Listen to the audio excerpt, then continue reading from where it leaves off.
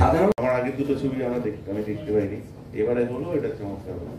তোমার এই ছবি ডিজার্ভ করে না, আমার প্রথম ছবি এবং দ্বিতীয় ছবিটাও করতে আমার ধারণা।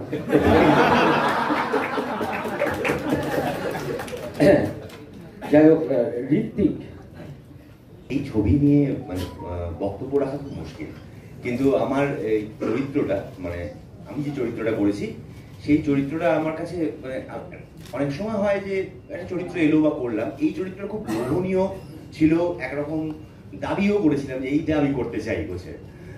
তো ফলে ফলে চরিত্রটা নিয়ে তারপর আর যে আমি কি ভেবেছি কি তখন করেছি আমি আর জানি না, কারণ যে যে জগৎটা তৈরি হয়েছে সিনেমা দেখলেও আপনারা বুঝতে পারবেন যারা দেখলেন যে একটা যে সত্যি জগৎ তৈরি হয়েছে। তো আমিও তখন সবটা মিলে ওই জগতেরই খানিকক্ষণের বাসী ছিলাম, মানে ওই জগতেই বাস করেছি।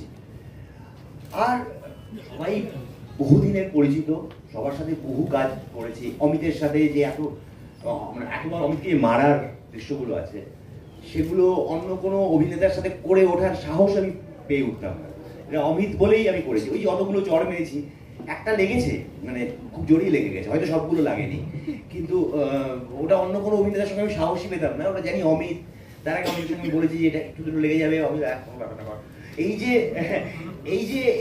মানে যে টিমটার সঙ্গে থাকার একটা এফেক্ট আছে আমার মনে হয়, যে আমার চরিত্র যদি বিশ্বাসযোগ্য যতটা হয়েছে তার খানিকটা মানে দায় হচ্ছে আমার সবার আর কি, মানে পুরো টিমটার, আর খানিকটা আমি তো চেষ্টা করেছি এই বোধ হয়। কিন্তু এই যে এই ধরনের চরিত্র সাধারণত দেখা যায় না, কিন্তু এই ধরনের চরিত্র মানে প্রিপারেশন কি করে নিলে, মানে এই যে আমরা দেখছি একটা শার্ট প্যান্টুলন পরে কালারফুল, তুমি বললে ফলে আমি মনে হলো যে খানিকটা হয়েছে, মানে লুঙ্গিটা আমি যেন রোজ পরি। এটা যেন একটি ছবি ছিল, ভারতীয় একটি ছবি, যে ছবিটা প্রদীপ্তর নধরের খেলা 15 মিনিটও হয়নি বোধহয় শেষ হয়েছে, তার মধ্যেই আমরা পুরো টিমকে নিয়ে প্রদীপ্তকে নিয়ে পেয়েছি এখানে। এবং যারা দেখেছেন তারা তো অবশ্যই, আমি তো আগেই বলেছি সঙ্গে প্যারালালি মিউজিক করে, তো ওইভাবে হয়েছে।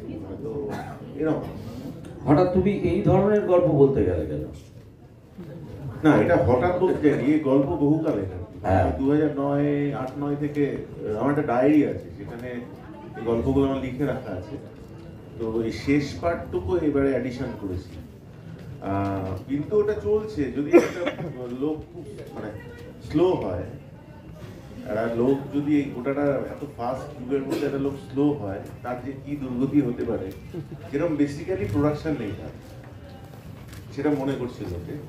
যেরকম বাড়িতে বয়স্ক লোক বা যাদের শারীরিক অসুস্থতা হয়, অনেকেই মনে করেন এটা বার্ডেন হয়ে গেল, বা একটা লোক থাকতো না আগে, আমাদের সবার বাড়িতেই থাকতো একটা ছেলে বা মেয়ে কোনো কাজ করে না, কিন্তু তার খাবার জুটে যায়, এত জুটে যায়।